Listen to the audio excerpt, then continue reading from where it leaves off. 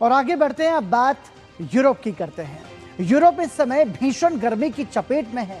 हालात ऐसे हैं कि कई देशों में तापमान ने दशकों पुराने रिकॉर्ड तोड़ दिए हैं।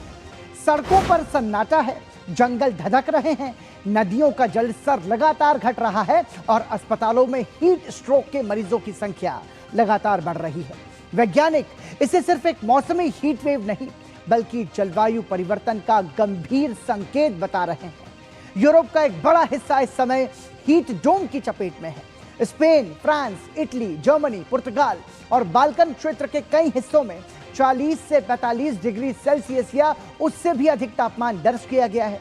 इस भीषण गर्मी का असर सिर्फ मौसम तक ही सीमित नहीं है। एक अनुमान के अनुसार यूरोप में भीषण गर्मी से इस साल करीब 10,000 लोगों की मौत हो चुकी है। तो यूरोप में गर्मी ने पुराने सारे रिकॉर्ड तोड़ दिए हैं।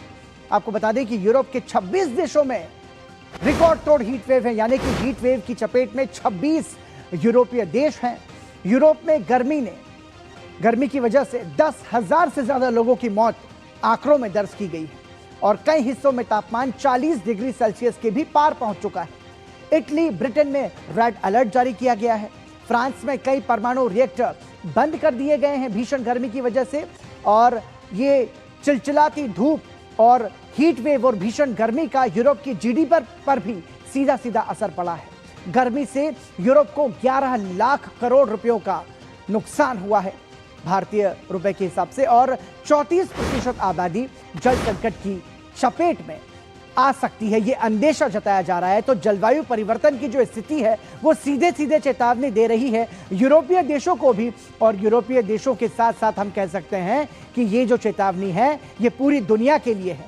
इसलिए हम सभी को सतर्क रहना होगा प्रकृति के प्रति, पर्यावरण संरक्षण के प्रति भी। इसी के साथ नेशन टू नेशन में आज के लिए इतना ही। दीजिए अनुमति, नमस्कार।